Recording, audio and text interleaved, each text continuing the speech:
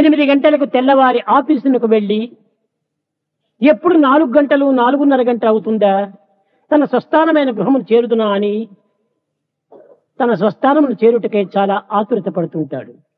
An officer attends his office promptly at 8 o'clock in the morning and waits for 4 o'clock in the evening so as to return home.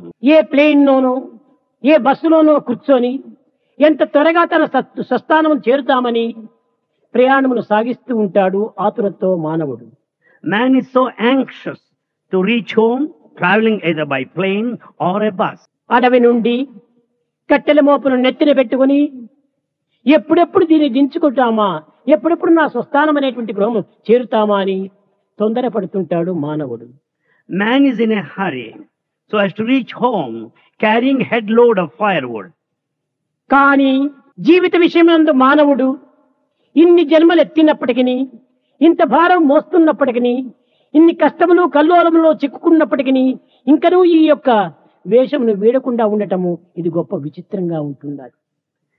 With all this, though he is carrying heavy burden, in spite of the problems and so many anxieties and worries, yet he has not given up acting. He wants to have